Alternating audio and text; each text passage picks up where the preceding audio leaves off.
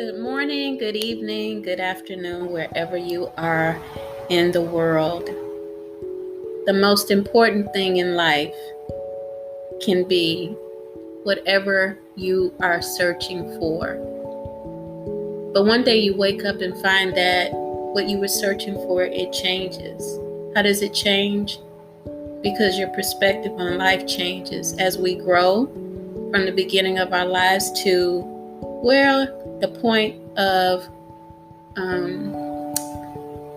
where we are right now is where we find changes in our mind, body, and spirit, make the changes of our expectations.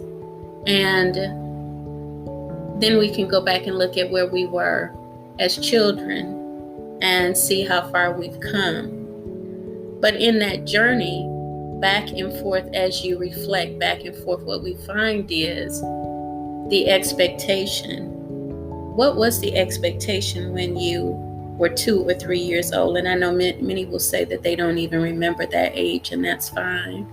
But you could go back and just kind of like imagine what your expectation may have been when you were 2 or 3 years old and you were born in a poverty type of situation, which is not only a situation, but it's a mind state that most people get stuck in.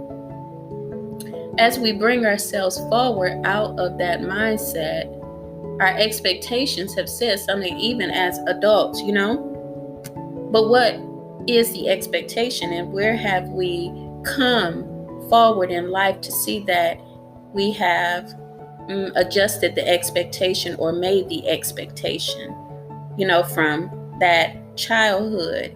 Even if you couldn't remember 2 or 3 years old, you can remember 5, 6, 7, 8, 9, and 10. And sometimes for some people, some of those things don't change. Some of those things could be abuse. It could be molestation. It could be sexual trafficking, children that have been in those situations, teenagers, adults.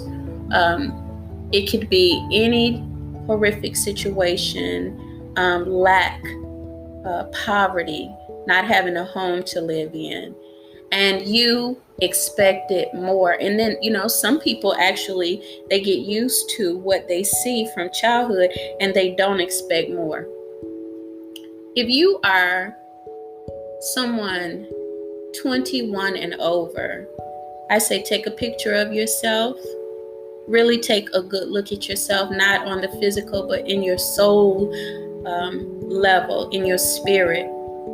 And set an intention at least 30 days from now where you will be in your spirit. And in your spirit, you will begin to deposit seeds of growth for the next 30 days. And the next 30 days will show up with change if you devote yourself to an expectation of change. My conversation today has nothing to do with the past, but everything to do with the past, because we are the individuals that were called into life to change whatever we came into. I meet a lot of people that are not happy with what they came or were born into. But what many people fail to see or recognize is that we were born into it because we have the power to change the cycle. It does not matter how hard it is. What matters is if we could meet with someone that could inspire us to do that.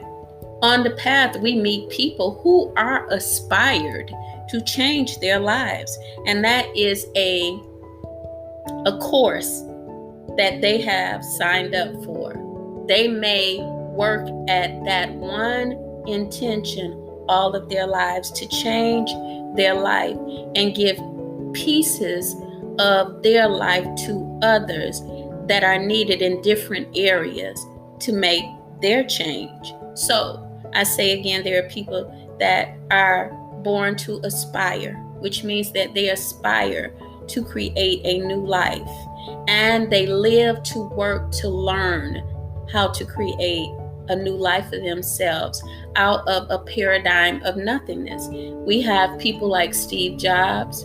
We also have people like Oprah We have others in that area. Einstein was born, aspired for change, and he brought change to the collective. His life in itself has more to be conveyed, but, to be inspired by the genius in him is what I look at. Carl Jung is another person that I'm inspired by, aspiring to take on a field and begin to create or look at avenues to help the human think differently in an archetypal system, and then take it into the spiritual aspect, into astrological perspection or perceptions, is what I see Carl Jung has done. And many have changed their lives from his concept, where Freud had, the id and the superconscious and the ego. We also have the Christ archetype, where the journey of life is expressed, and Christ gives us an understanding of his lineage as we read and really get into the story. His lineage being out of Judaism, his birth rights out of Judaism, but he goes into his journey and begins to change his journey spiritually from the Judaism type to another perspective that I feel many people have not looked at, and that is freedom. Most philosophies and religions will say that you have to do something this way or you're going to go to hell, or you're not going to evolve. There are many Christians that do not like the word evolve, but what have we if we don't evolve, which is really growing spiritually? And so all along the masters, Christ, which was Jesus' position to teach us how to really gain freedom, not from a religious perspective, but freedom from the birthrights that did not work for us to ascend or to evolve. Krishna was in the same perspective, to see that families and communities would be freed and to be able to live, and that we would not fight back to hurt one another, that kind of thing. Buddha was in the same mindset, freedom from organizational restrictions. And I don't mean that throughout life we have no restrictions, because there has to be a discipline in order for us to achieve anything out of life. That means that if we feel like we can get up at 12 o'clock in the afternoon and just sit around and eat, then there's no discipline to our lives to formulate a level of prosperity, because all we're doing is getting up, eating, and there's no pattern to set our day with success. Life has different components. In order for us to achieve anything, we have to go with the flow of life, which says there's a structure. You get up, the early bird catches the worm. What is the worm for him? Well, the bird is food. It is nourishment. There's prosperity coming in then. Therefore, there is a way that God and the goddess within us all has formulated for us to gain success. The thing is that we have to look at our souls and the mission that we have, the purpose, because we all have a purpose, and go from there to aspire and then inspire. So take a look at yourself. Take a picture of yourself today. What do you want to change in 30 days? With that being said, make a note, get you a journal, write every day the changes that you have made and what you want to make daily. If you needed to go out and get your hair done, make that a note. If you needed to look at the scriptures more every day, go out, but become inspired by yourself, because your inspiration of yourself is where everything begins. Someone took a picture of me at my son's wedding.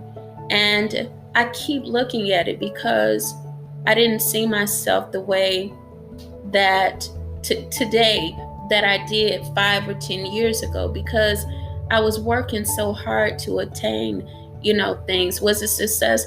I don't think so.